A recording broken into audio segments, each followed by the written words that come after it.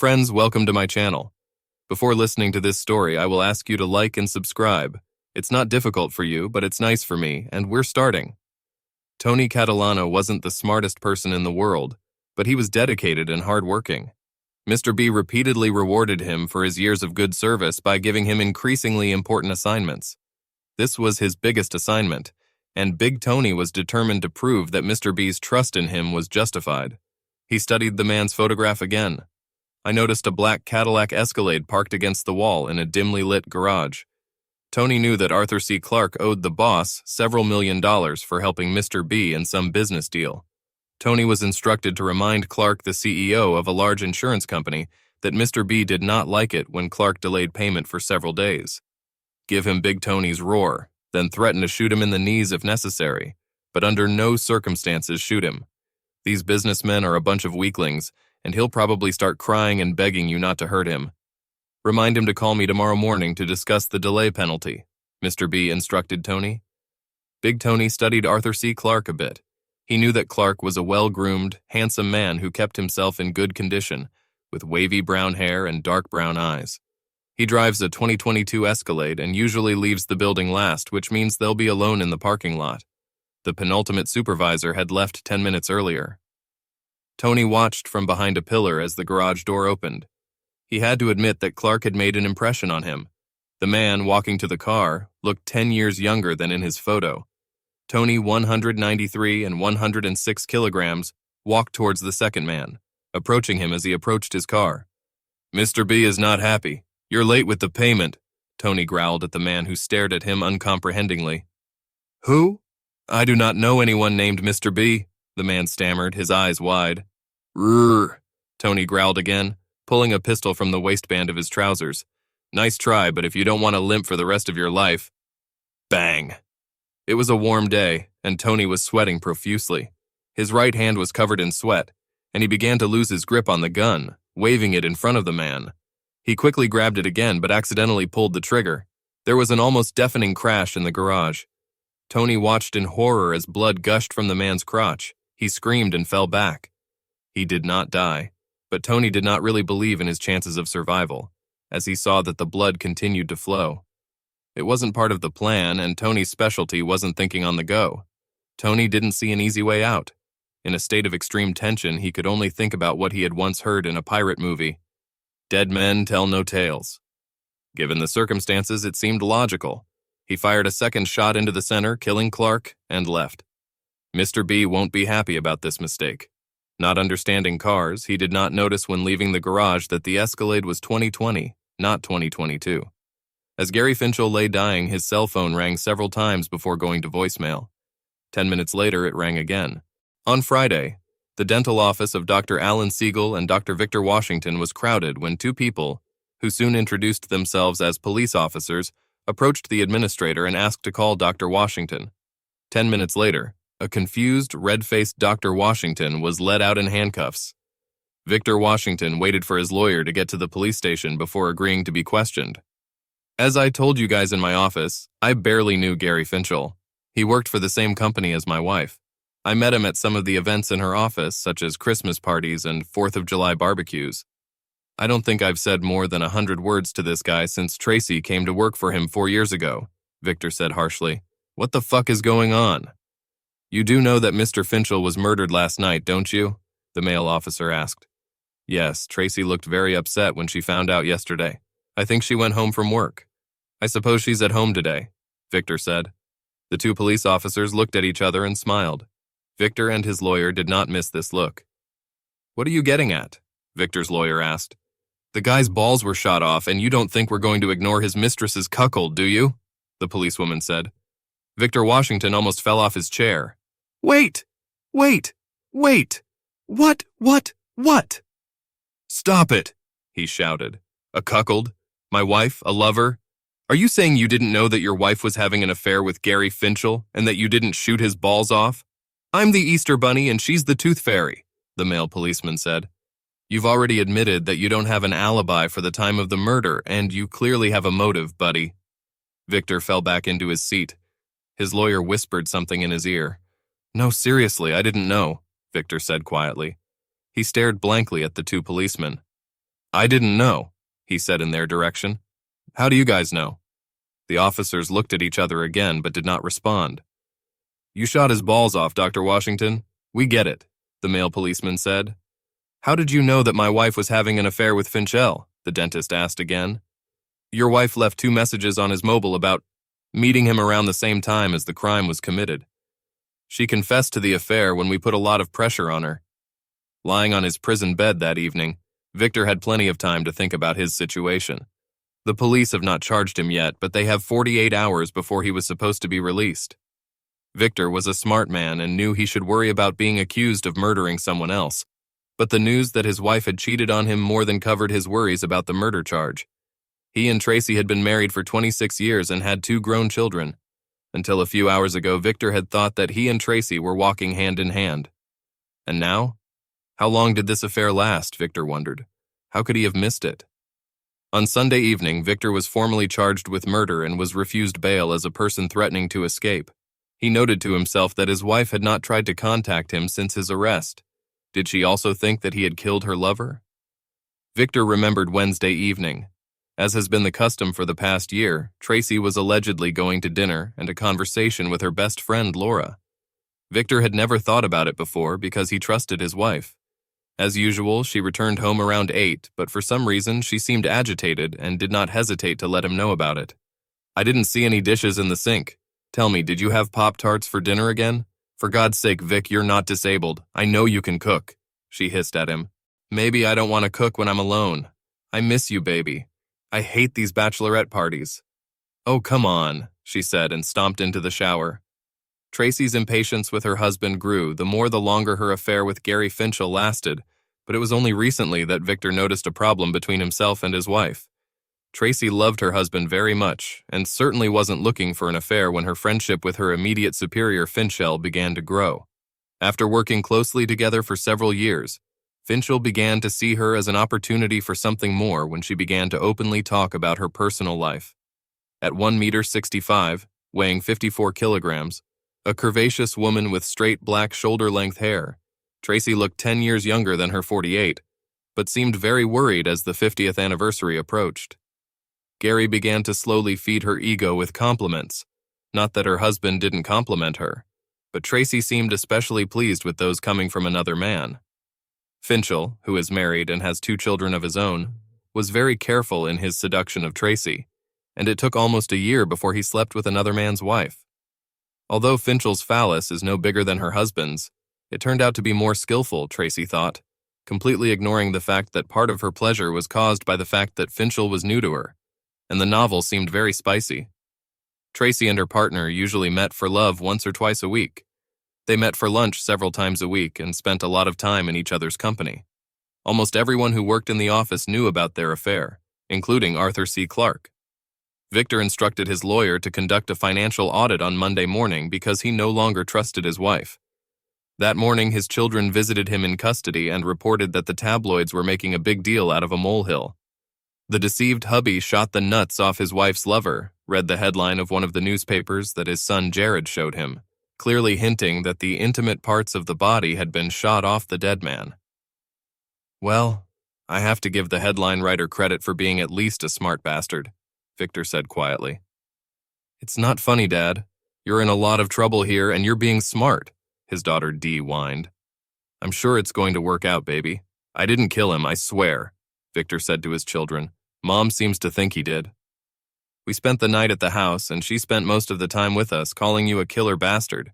She said you couldn't accept that her boyfriend was the best man, the best lover, Jared said. In the end, I told her to shut up. Jared grinned at his father. He knew that under normal circumstances, Victor would not tolerate his son using abusive words towards his wife, but these were beyond the normal circumstances. Victor grinned back, making Jared breathe a sigh of relief. I appreciate you protecting me, Victor said. When did you find out about Mom? His daughter asked. Only when I was arrested. I keep telling the police that I didn't know, Victor said. I loved your mother, but I would never go to prison because she became a cheater. But I wish I knew who killed that bastard because I'd like to shake his hand. The children looked at each other in complete surprise. They never thought that their father would be honest with them.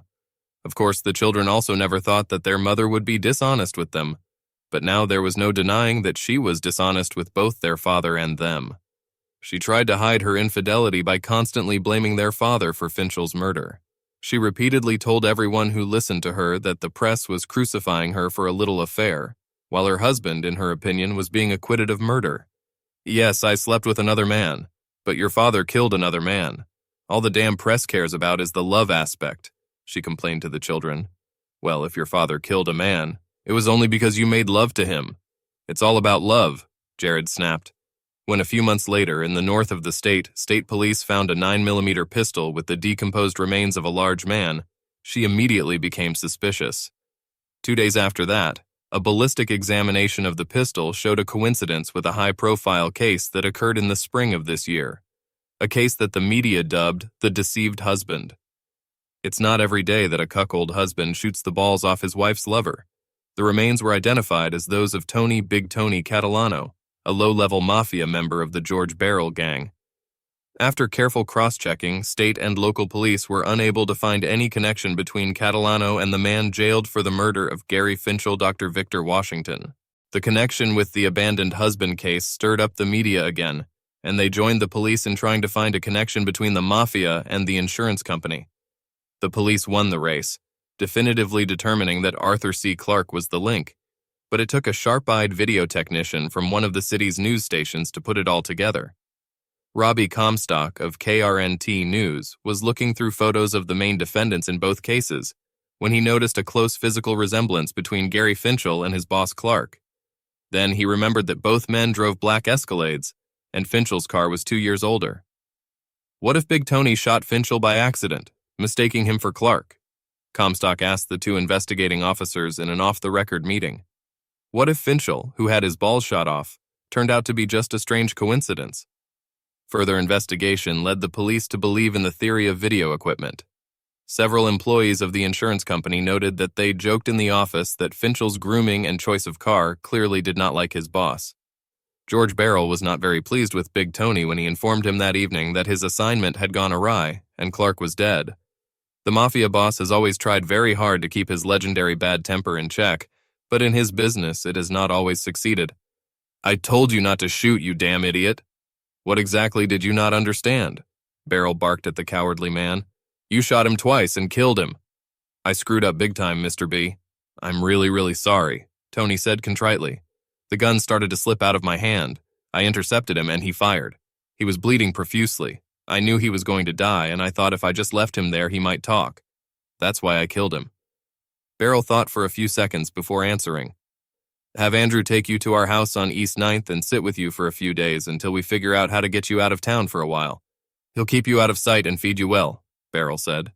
Thank you, Mr. B. I really appreciate it. I'm really sorry about what happened. Okay, move on, Tony, Barrel said, slapping the big man on the shoulder and leading him to the door. Tony's fate was sealed when it turned out that the victim was not Arthur C. Clarke, but one of his employees. Clarke left the office for a doctor's appointment earlier that day. Maybe this isn't the worst thing that can happen, Barrel told his chief assistant, Frankie Donatello. This will definitely show Mr. Clarke that we are not to be trifled with. But damn it, I've always liked Tony, that big dumb jerk. You know what needs to be done. Donatello nodded and left the room. After Finchel's murder, Tracy's life went to the trash. She had no idea that her husband knew anything about her affair, and was completely shocked that her gentle, loving husband could kill another person. She suddenly knew real fear, but she was comforted by the fact that he had been arrested by the police and was being held in custody without bail. While her children were shocked by Tracy's infidelity, she played up the murder of a lover by their father to distract attention from the problem of infidelity. It would have worked better if it hadn't been for the media, which unearthed a story about a cuckold husband killing his wife's lover, making it suitable for the front pages.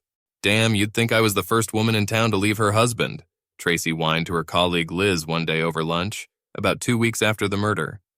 According to the damn press, I'm the second coming of the whore of Babylon. Well, you have to admit, it's not quite usual when your jealous husband shoots off your lover's balls and kills him, Liz giggled, glancing at Tracy's face. I'm sorry, she muttered quickly. Almost everyone here knew that you two were tumbling. But how serious is this, Tracy? Did you two love each other? You know, I loved Vic, but Gary and I were turning into someone.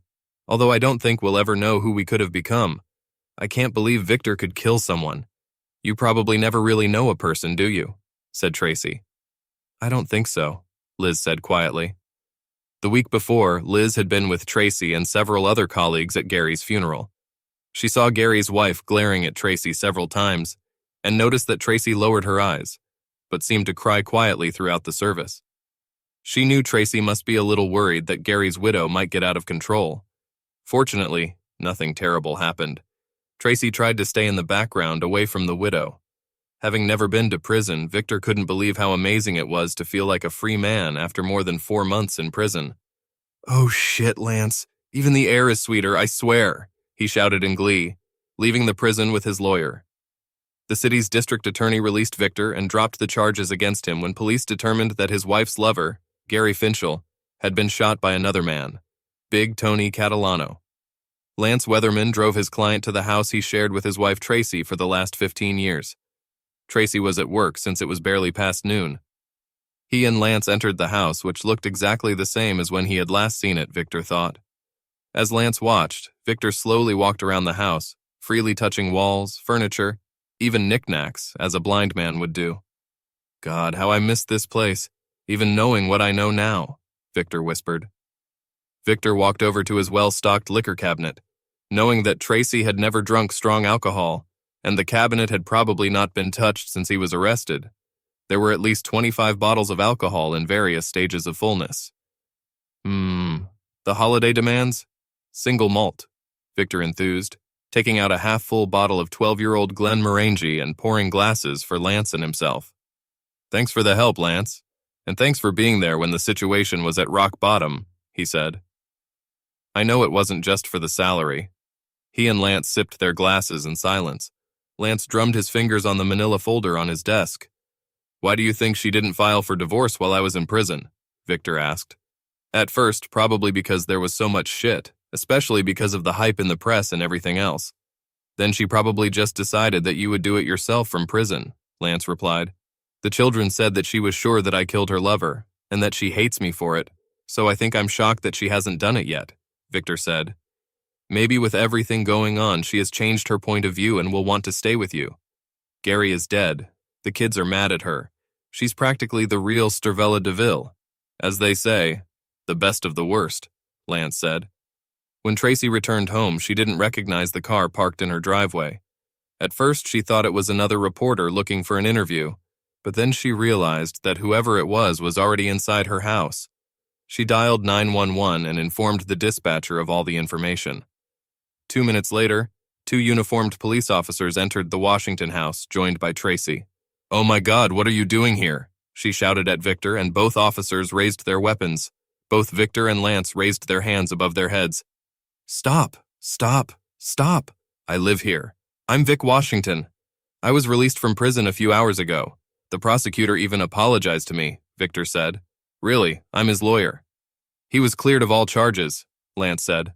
One of the police officers called and confirmed this statement. Tracy was shocked. The asshole was just a victim in the story of the poor jerk, Tracy, Victor said. He just happened to be in the wrong place at the wrong time. Besides, why would I even go to jail for your fucked up ass?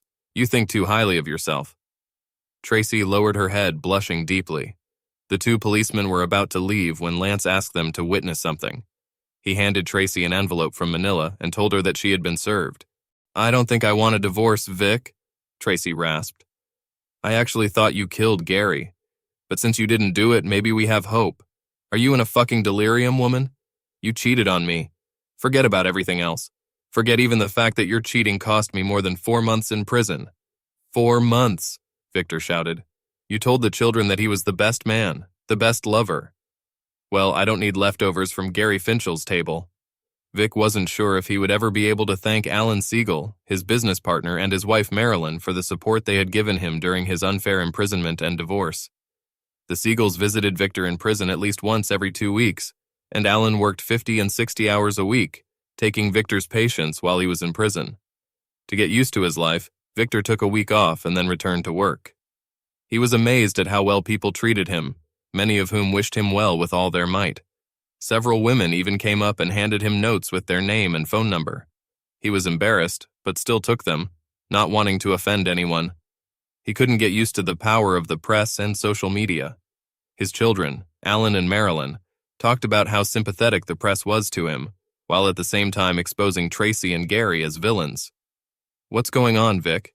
2 years have passed. Your brain is working, but not your heart," Marilyn Siegel said, taking Victor's hand in the expensive restaurant where they were sitting. Victor looked up at Marilyn. In the last few years, she and Alan, like his daughter Dee, have been his mainstay. Marilyn in particular made Victor her personal project, often fussing over him like a mother hen. She looked at him and waited patiently. He considered giving her a banal answer, but common sense prevailed. "Nothing's going to be the same, Mar," Victor said. "I can talk to women, I can get them into bed, but there's nothing. There is no connection. Vic, there will be no connection on the first date, either on the second or on the third. Do you remember how you fell in love with Tracy? You've been dating her for a long time. You were getting to know each other. It didn't happen overnight. You are wrong to expect that the one will magically appear in front of you. After all, you meet a woman once or twice and then you move on. It doesn't happen that way," Marilyn says. "But I'm 52, not 22, Mar. I don't have time." "Time for love?" she interrupted. "Jesus, dumbass, it doesn't happen faster just because you're getting older. And if that's not going to happen, that's fine too. But first you have to try." Marilyn chuckled and then looked questioningly at her friend. She didn't realize it, but she was probably the only person Victor listened to. Coincidentally, Marilyn and Alan started having small meetings at home every few months, and they always managed to find a few single women to attend them with Victor. Victor wasn't stupid enough not to understand what Marilyn was doing, and remarked to Alan that Marilyn had very good taste in women. "You better keep an eye on it, buddy, because if she ever leaves you, she'll have a whole range of beautiful women to choose from," Victor said. "Don't think I didn't notice that," his friend said. When Victor noticed her, she was reaching up to light one of the 4 mosquito torches from the edges of the vast Siegel veranda. To tell the truth, he noticed her ass in tight jeans and a large area of smooth skin on her back, as her top lifted when she was stretching. When she turned around, he was standing silently, a smile playing on his lips, until he realized she was looking right at him. Was all that came out of his confused, befuddled brain. The woman in front of him was probably not an inch taller than 1.5 meters and heavier than 45 kilograms, but half of this weight, as Victor noted, fell on her breasts. When her arms were lowered along her body, he could see about 7.5 centimeters of toned core muscles under her impressive breasts. "I'm often told that," she said confidently. Vic's brain finally caught up with his ears. He finally looked at the woman's face and realized that she was an Asian American, with big eyes and straight black shoulder-length hair. She saw recognition finally show on his face. I'm kidding. I'm joking," the woman said. "You are not the first one who cannot understand for a long time that I am Asian. It usually takes a while for men to look me in the face." No, I'm not like that at all," Vic protested, a little too loudly, as several people turned towards the couple.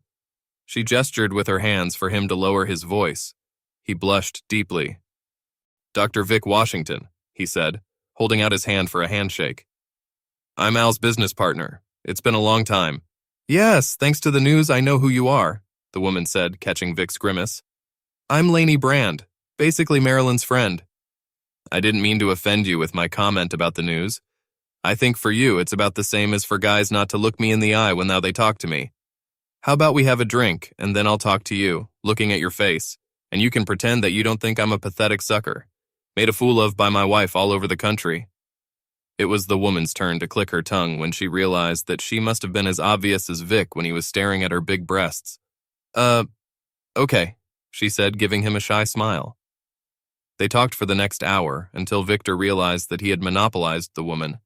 He apologized for his social awkwardness and said he would allow her to communicate with other guests.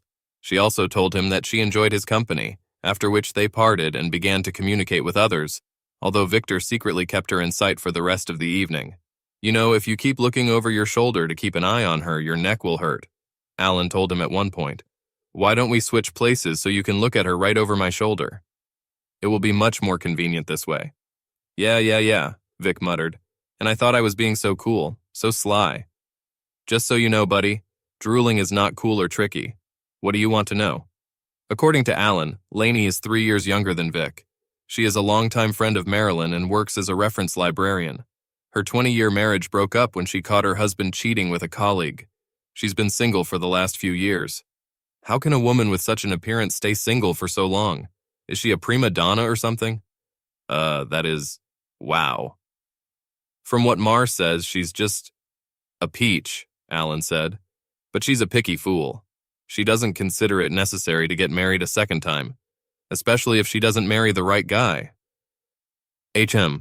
Understood. Lainey and Vic didn't talk again for the rest of the evening, and she slipped away without giving Vic a phone number. But he wasn't worried, because he knew that Marilyn had it. Vic waited 2 days before calling Marilyn. He didn't have to tell her why he was calling. "You have amazing restraint, sir," Marilyn said, instead of starting with the usual pleasantries. "Or you're a dumb idiot." Vic was somewhat taken aback. Marilyn rarely swore and almost never cursed. "I was trying to be cool, not look desperate," Victor said. "Did you really greet her with the word, mocked Marilyn. "Then why do you have to worry about looking cool in front of her? You ruined everything with one little 2-letter word. Or maybe it's because of the saliva." Victor was glad that Marilyn couldn't see how red he was. "So are you going to call her right now? Or do you want to spend 2 days discussing how to do it right and wrong?" Marilyn asked. "You're a debater, we all know that," Marilyn giggled. "You're always making funny jokes, Mar," Vic said. "Of course, but remember that I already told you that you need to build relationships and not wait for them to come into your hands," said Marilyn. The very next day, Victor invited Lainey to dinner, and the next Friday to the cinema. He invited her to a very prestigious Russian restaurant, and then let her choose the movie herself. "So you're trying to buy favor with this restaurant?" Lainey asked. "Did Mar tell you that I'm a quarter Russian?" "No. To be honest, I didn't know that," Victor replied. "I just didn't want to take an Asian woman to a Chinese, Japanese, or Korean restaurant." "Well, I'm 3/4 Chinese, but it was from that remaining quarter that I got this," she said, straightening up to her full height and gently rocking her breasts. "I know. When you think about a Chinese woman, you imagine a gymnast, right? And certainly not a size 5. Victor blushed, although he didn't know exactly why. He guessed that he was not used to a big-breasted woman talking so openly about her own gifts. When he looked up from the table, she was looking straight at him with a slight smirk. "I'm sorry, I can be a little blunt. Didn't Marilyn warn you?" "Actually, no. And even though I'm sure she always makes sure that a couple of single women are present at every meeting, she never tells me anything about them. He says I have to do some work myself." Lainey laughed merrily. As the relationship progressed, Victor found that Lainey had no problem laughing heartily when she was having fun. "This is my girl," Lainey raved.